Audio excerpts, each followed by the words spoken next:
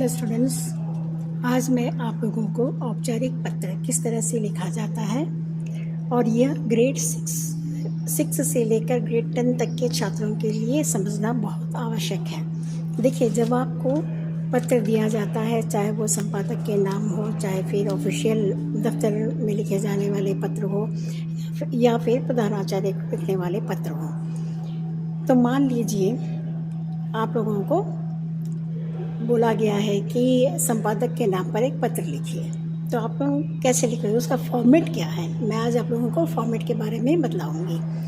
जैसे देखिए, सबसे पहले क्या करना पड़ेगा, आपको अपना पता लिखना पड़ेगा। जैसे आप अपना पता नहीं लिखा, अच्छा एक ख़ास बात मैं यह बतलाना चाहती हूँ कि बोर्ड एग्ज़ाम में कभी भी आप अपना नाम, पता और संपर्क नंबर यानी कॉन्टैक्ट नंबर नहीं लिखोगे, ये लिखना नहीं है। ओके, तो आप क्या लिखोगे, आप लिखोगे परीक्षा भवन नई दिल्ली। ठीक, फिर उसके बाद क्या लिखोगे, दूसरा है तारीख, डेट लिखना आवश्यक है। फिर आपको संपादक, राइट, संपादक लिखना है। उसके बाद में कोई भी एक समाचार पत्र का आप नाम लिख सकते हो, जैसे दैनिक भास्कर, नई दिल्ली, हो गया। अब आप लोगों को क्या लिखना है, विषय। अब आप बोलेंगे अच्छा मैम विषय का ऐसे लिखेंगे। देखिए, प्रश्न में ही विषय लिखा रहता है। जैसे आप लोगों को मान लीजिए लिखा है कि बिजली के संकट के बारे में किसी भी समाचार पत्र के संपादक को पत्र लिखिए, तो वहाँ पर आपका विषय दे दिया है ना, बिजली संकट, तो वहीं से ले लीजिए बिजली संकट हेतु। जो कोई भी क्वेश्चन में रहेगा वही आपका विषय भी रहेगा।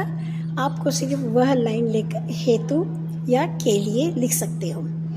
फिर उसके बाद देखिए महोदय, सब में महोदय लिखिए, क्योंकि अब एग्जामिनर को ये नहीं पता है कि ये संपादक महोदय है या महोदया, तो एक ही शब्द का प्रयोग कीजिए, महोदय। ठीक है, तो आपको ऊपर से समझ में आ गया फॉर्मेट क्या है। आप लिखोगे परीक्षा भवन नई दिल्ली, तारीख, फिर संपादक दैनिक भास्कर, विषय महोदय।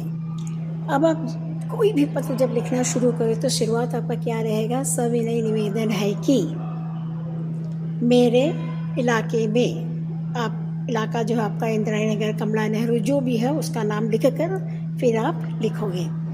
अब जब बॉडी लिखोगे, जब पैराग्राफ लिखोगे, तो उसमें 3 बात आपको लिखना बहुत ज़रूरी है। पहली बात है कि आपकी समस्या क्या है, वो लिखोगे। दूसरा, इससे आपको क्या परेशानी हो रही है, ये पॉइंट भी आना चाहिए। फिर तीसरा, आप समाधान क्या चाहते हो। ये 3 आपके पत्र में होना ज़रूरी है।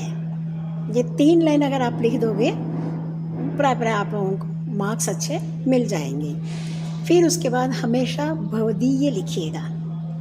भवदीय लिखकर अपना नाम नहीं लिखोगे, वहाँ क्या लिखोगे, XXX लिखोगे, या क ख ग भी आप लिख सकते हो। ठीक, इतना ही है आपका ये फॉर्मेट।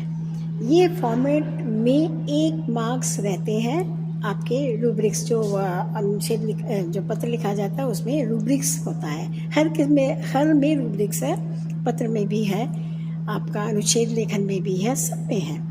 तो ये जो पत्र 5 अंक का होता है, उसमें 1 अंक सिर्फ आपको फॉर्मेट के लिए होता है, और आधा अंक इसलिए होता है, आधा अंक या 1 अंक होता है आपके स्पेलिंग्स पर। इसलिए मैं सभी छात्रों से अनुरोध करूँगी, प्लीज़ स्पेलिंग्स सही लिख कर आइएगा। आपके मार्क्स नहीं करेंगे। अगर ये दोनों आपने पूरा लिख लिया तो 2 मार्क्स ऐसे ही मिल गए ना, 5 में से 2 मिल गया ना, 3 मार्क्स की तो आपकी ज़रूरत है।